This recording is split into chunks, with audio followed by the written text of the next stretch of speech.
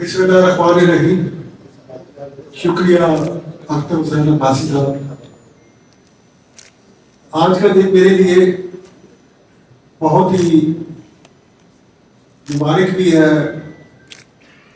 اچھا بھی ہے، اور بزنس کمیونٹی کے لیے بھی، کیونکہ شاید خاندان عباسی صاحب جو ہیں وہ خود ایک بزنس مین بھی ہیں اور بزنس کے جو مسائل ہیں ان کو بھی سمجھتے ہیں، اور ماشاءاللہ ان کی جو گرومنگ ہوئی ہے شخصیت کی، میں ان کو بچپن سے جب یہ اسکول میں تھے اس وقت سے میں ان کو دیکھ رہا ہوں.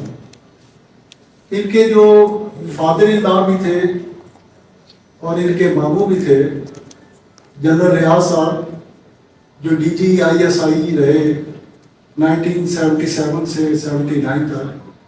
ان کے بیٹے ڈاکٹر عابد ریاض میرے گارڈن کالج کے کلاس فیلو تھے. پھر ہم De Montmorency college of dentistry Lahore میں 2 سال تک وہاں زیر تعلیم رہا، تو وہاں ہم روم میٹ بھی تھے. تو اس طرح سے ان کے خاندان کے ساتھ میرا ایک ذاتی تعلق ہے، اور یہ تعلق جو ہے یہ مسلسل جو ہے جاری و ساری ہے. اور میں نے شاید خاندان عباسی صاحب کو بہت قریب سے دیکھا ہے.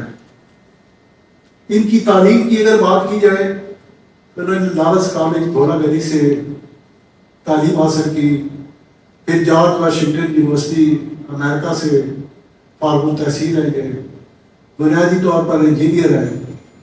یہ تو ان کی تعلیمی صلاحیت ہے. اس کے ساتھ ساتھ انہوں نے، جیسے کہ اکثر دوستوں نے ان کی سادگی کی بات کی ہے، تو یہ سادگی جو ہے وہ ان کی ایک بہت بڑا وصف ہے. جب یہ پرائم منسٹر بنے تو جب انہیں بتایا گیا کہ جی آپ اوتھ کے لیے تشریف لانا ہے آپ نے، تو یہ اپنی گاڑی میں خود ہی گاڑی چلا کر نکلنے لگے. تو جو کہ پی ایم کا سٹاف جو ہوتا ہے وہ سارا پہنچ گیا. انہوں نے کہا نہیں جی نہیں، آپ پرائم منسٹر میں آپ اس طرح نہیں جا سکتے، آپ پروٹوکول کے ساتھ جائیں گے. اور کتنی ہماری تقریبات ہوئی ہیں چیمبر کے اندر، فیڈریشن کے اندر، اور یہ خود گاڑی چلا کر ہر تقریب میں آتے تھے. کبھی ان کے ساتھ نہ کوئی ڈرائیور ہوتا تھا نہ کوئی پروٹوکول کے لوگ ہوتے تھے. یہ مطلب کہ ان کا خاندانی وصف ہے. خاقان عباسی صاحب جو تھے، حالانکہ وہ اپنے عہد کے، میں تو یہ نہیں کہتا کہ پورے ملک کے، لیکن ایٹ لیسٹ خطہ پٹوار کے امیر ترین لوگوں میں ان کا شمار ہوتا تھا. انہوں نے فوج سے ایئر کمانڈور کے حیثیت سے ریٹائرمنٹ کے بعد باہر جو کاروبار کیا سعودی عربیہ میں، تو بے تحاشا لوگوں کو انہوں نے وہاں پر جاب دی. اور انفارچونیٹ تھا کہ وہ ایک ایسے ناگہانی حادثے میں چل بسے. تو مجھے یاد ہے کہ ان کی رحلت میں میں نے اسلام آباد، اس وقت اسلام آباد ہوٹل ہی ہوتا تھا، تو وہاں پر میں نے ان کا ایک تعزیتی ریفرنس بھی کیا تھا. اور تو یہ میری اس خاندان کے ساتھ جو میری ایک درینہ وابستگی ہے.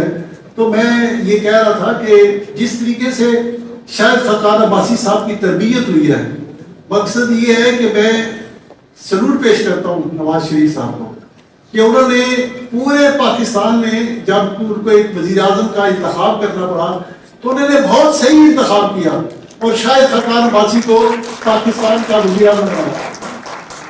اب یہ دیکھیں کہ ابھی احسن بختیاری کہہ رہے تھے کہ انہوں نے، یہ میں کہتا ہوں کہ سیاسی حوالے سے بھی ان کی پوری زندگی ایک بہترین سیاسی، یہ نیلسن منڈیلا ہے پاکستان کے.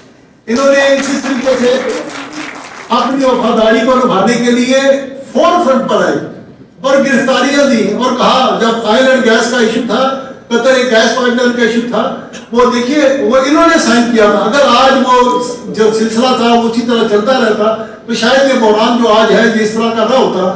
تو انہوں نے اس وقت بھی کہا کہ بھائی اگر اس پہ ڈیل میں کوئی خرابی ہے تو اس کا میں ذمہ دار ہوں، میرے کسی افسر کو، میرے کسی دوست کو، کسی اور کو اس میں ملوث نہ کیا جائے. تو یہ اپنے آپ کو فرنٹ پر پیش کرتے ہیں، اور یہ ان کی وصف ہے وفاداری کا. اور انہوں نے پوری زندگی ایک سیاسی حوالے سے جس طرح بسر کی ہے، تو مجھے وہ شعر یاد آتا ہے کہ وفاداری بشرط استواری اصل ایما ہے، مرے بت خانہ میں تو گاڑو کعبے بے برہمن کو. تو انہوں نے اپنی ساری زندگی ایک پارٹی کے ساتھ گزاری، اور اس کے لیے جیل بھی گئے اور ہمیشہ اپنے پارٹی کے لیڈرشپ کی جو تھا اس کی آواز پر لبیک کہا. ہمیں آج کی جو پاکستان کی سیاست ہے اس کا سب سے بڑا المیہ یہ ہے کہ ہماری سیاست کے اندر ایک تو ہر بندہ لوٹا بنتا جا رہا ہے اور دوسری بات یہ ہے کہ ہمارے سیاستدانوں کی جو عزت ہے جو تقریم ہے وہ جو ہے آہستہ آہستہ گھٹتی جا رہی ہے. اور میں یہ سمجھتا ہوں کہ جس طریقے سے پچھلے 30 سالوں کے اندر جو جس طریقے سے سیاستدانوں کا احتساب کیا گیا ہے ان کو ملعون کیا گیا ہے ان کو مطعون کیا گیا ہے اور اس پورے پروسیس کے نتیجے میں یہ پورا ملک جو ہے ایک ایسی خرابی کی طرف جا رہا ہے جہاں عوام کا جو اعتماد ہے جمہوریت پر سیاست پر ووٹ پر اور اپنی جمہوریت پر وہ آہستہ آہستہ آہستہ متزلزل ہوتا جا رہا ہے اور یہ پاکستان کے مستقبل کے لیے انتہائی خطرناک سچویشن ہے. آج چونکہ خاقان عباسی صاحب نے بات کرنی ہے میری خواہش تھی کہ میں ان کے ساتھ 2-4 باتیں ضرور کرتا.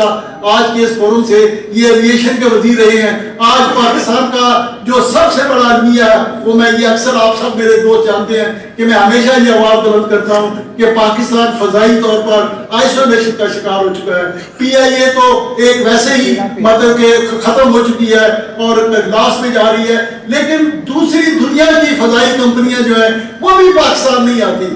آج پاکستان سے کوئی بھی دنیا کی ایئر لائن جو ہے وہ پاکستان نہیں آ رہی اور پاکستان کی پی آئی اے بھی یورپ میں نہیں جا رہی. امریکہ میں بھی کوئی فلائٹ نہ پاکستان آتی ہے. تو یہ کیا ہے؟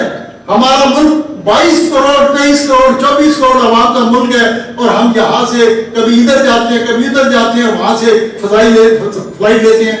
ڈائریکٹ فلائٹ جو ہے ہماری آئسولیشن جو ہے تو یہ ایک بنیادی خاقان عباسی صاحب کو میں یہ کہوں گا کہ اسلام آباد چیمبر نے گزشتہ چند ماہ میں بڑی اس پہ پیش رفت کی ہے اور ایتھوپین ایئر لائن کو ہم نے کوشش کی ہم اس کو یہاں لے کر آئے. ابھی جو ہے وہ قزاقستان کی ایئر لائن جو ہے ہم نے پریشرائز کیا ہے لوگوں کو کہ وہ آئے.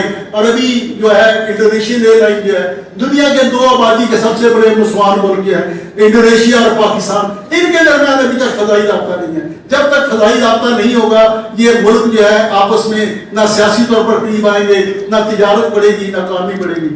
تو بھائی جان شاہد صاحب یہ جو ہماری اس وقت معیشت ہے معیشت کا جو حال ہے میری آپ سے گزارش ہے کہ فوری طور پر کوئی ایسی میٹنگ کریں. آج بھی میں نے فیس بک پہ نوٹ کیا ہے کہ اگر ڈالر کی بڑھتی قدر کو نہ روکا گیا تو پاکستان کی بقا کو خطرہ ہے اس کی سالمیت کو خطرہ ہے. تو اس لیے میں نے chief of army staff general Asim Munir سے اور وزیر اعظم ڈاکٹر صاحب سے بھی گزارش کی ہے کہ فوری طور پر اس بات کا نوٹس لیں باقی سارے کام چھوڑ دیں صرف ڈالر کو کیش کریں ڈالر کو پکڑیں اور ڈالر کو اگر آپ نے اسی طرح کھلا چھوڑ دیا اور اس کو کھینچ کر 250 پہ نہ لائے تو یہ پاکستان جو ہے ایک انارکی کی طرف جائے گا ایک سیول وار کی طرف جائے گا. یہ مہنگائی جو ہے یہ ملٹی پلائی ہوتی ہے جب ڈالر کا ریٹ اوپر جاتا ہے تیل مہنگا ہوتا ہے ہر چیز مہنگی ہوتی ہے بجلی مہنگی ہو جاتی ہے گیس مہنگی ہو جاتی ہے. تو یہ ایک ایسا چکر ہے جس کا متحمل اس وقت پاکستان نہیں ہو سکتا. ڈالر کو اگر ہم نے فوری طور پر کنٹرول نہیں کیا